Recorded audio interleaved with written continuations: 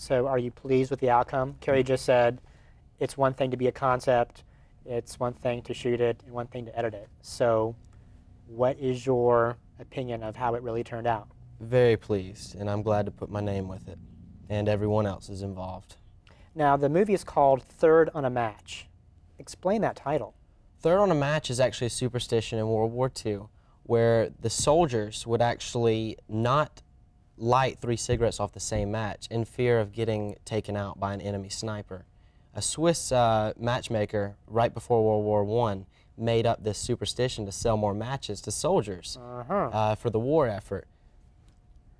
And so that's how you came up with Third on a Match. Yes. And I guess you found that out during your research.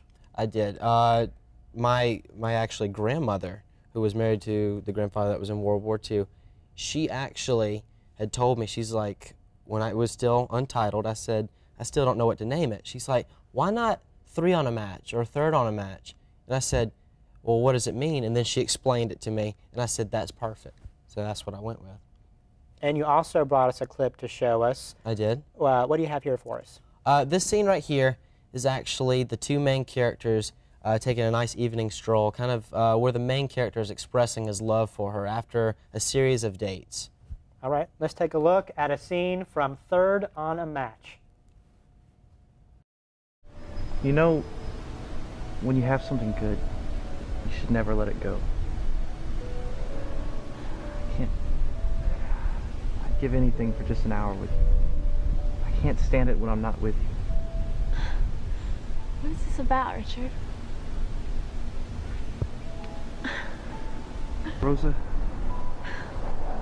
will you marry me? Of course I will. This is the best thing ever. That was sweet. Are you always a sensitive guy, off paper? Well, I guess you could say that. Now, Austin, as a writer directing a film, how flexible are you for actors to say the words exactly as scripted?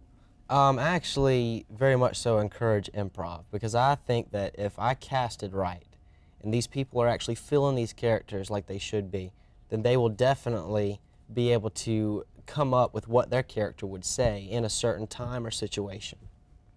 And have there been instances in the 3 films that you've shot where you're directing the movie, directing a scene, they're saying your words, but it's just not working?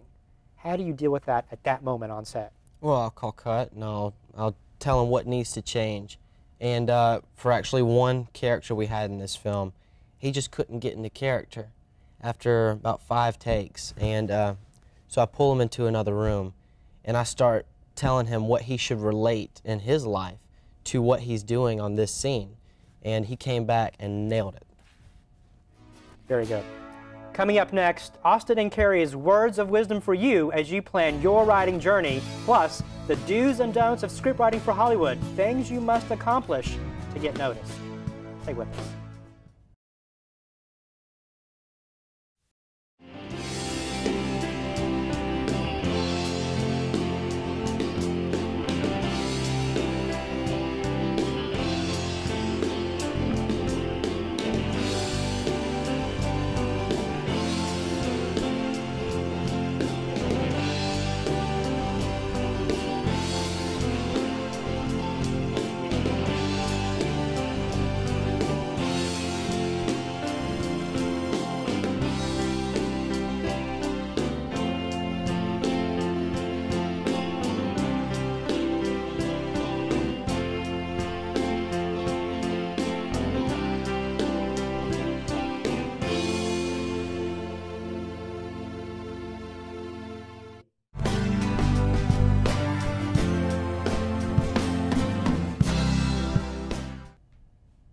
We're here with screenwriters Austin Newman and Kerry Cashion. So what advice would you give to someone who wants to write a script? Do it. Write. I mean, it's a blast. You have, you know, if you want to, follow that passion and just see where it takes you. I would suggest if you're actually going to pursue getting it made into a movie, make a little investment, buy some software to help you along the way. And what about you, Austin? What are things that you tell a new screenwriter? I would say that it all starts with a spark, and it all starts with a dream and inspiration. And I believe that if you can harness that and actually use that to your ability and be able to convert that into a script and a great storyline, I'd say go for it. And Kerry, you mentioned you are writing something new right now. So how has your previous experience helped you create this new project? Confidence. I have a lot of confidence because I know I can do it now. And so that helps a lot. And plus, I also know from experience that it's always best not to cram too much into one day.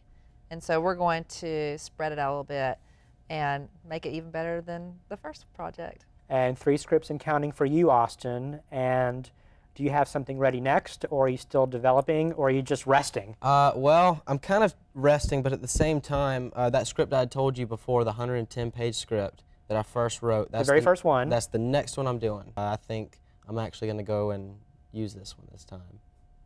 And did you go back to that first script and rewrite it? I didn't. It's still untouched since I put my final draft out in 2007. So. And Kerry, what's coming up next for you? This new script. Can you tell us anything about it? I'll have to, I was going to say I can tell you, but I'd have to kill you. Just kidding. Only on camera. Only on camera. Let's just say it's a dramedy. Okay. Which it's a serious situation, but there's laughter in different spots. Well, congratulations to you both, and we look forward to many more projects. And please come back on the show and tell us when you have something else, okay? Sounds good. Thank you so much. Thank you, George. All right. We'll have more coming up. Stay with us. Thanks for watching. See you next time. That concludes our show. Thank you for watching. Please feel free to send us your questions, comments, or show ideas to belowtheline21@gmail.com. We'll see you next time.